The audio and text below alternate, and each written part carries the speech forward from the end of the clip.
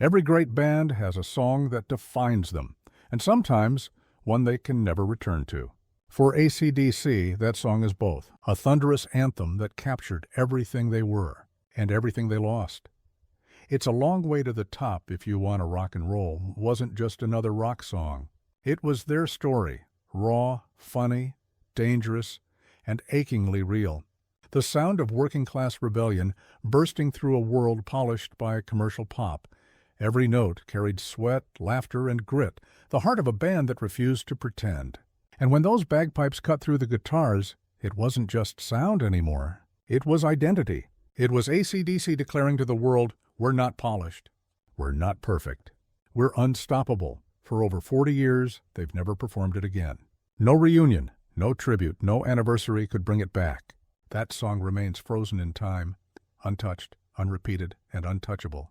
This is the story behind AC/DC's most sacred anthem, the one too personal, too powerful, and too painful to ever return to the stage.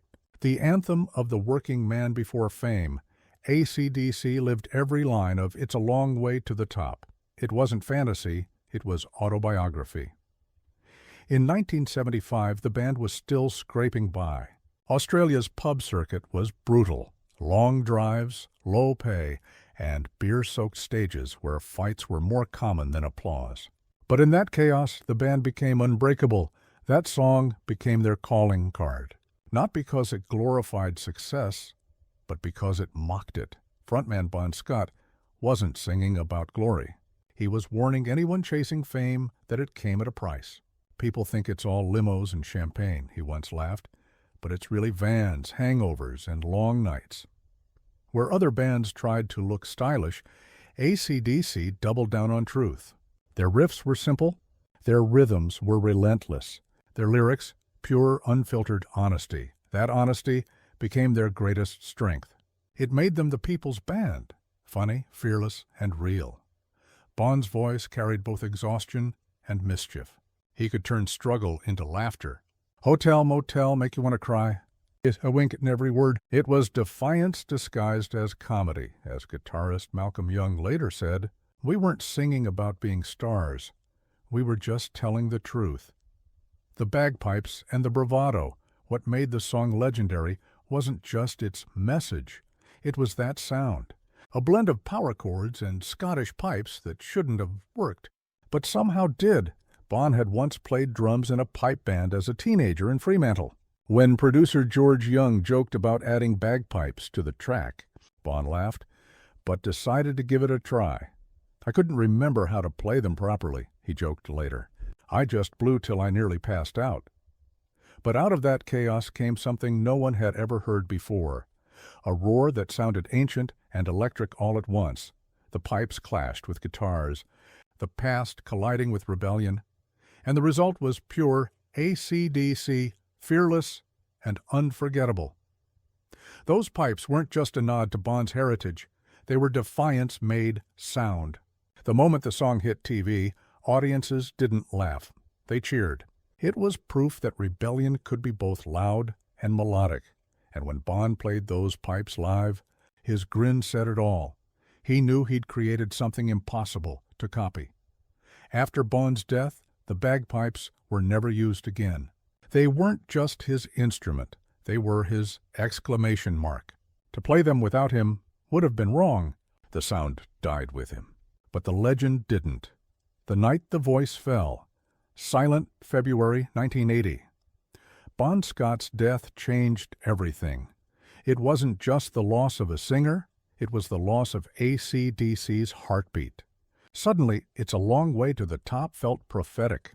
Every lyric about struggle, exhaustion, and excess now read like a warning. A message Bon had unknowingly written to himself. That night had started like any other. Drinks with friends, laughter, plans for the next record. By morning, he was gone. Guitarist Angus Young later said, "One day we were laughing about the next album. The next, there was just silence. For a band defined by volume, that silence was unbearable. The song that once made them laugh now made them cry. Every word suddenly felt like a farewell. Bon had lived every lyric until it consumed him. As Malcolm Young said, he sang what he lived. That's what made him great, and what made losing him harder. The rebirth, but never the return. In their grief, the band almost ended.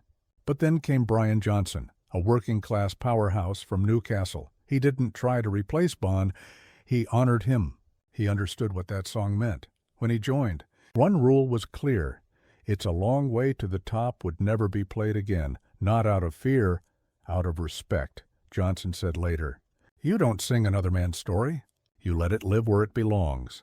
Instead of repeating the past, he helped build a new chapter.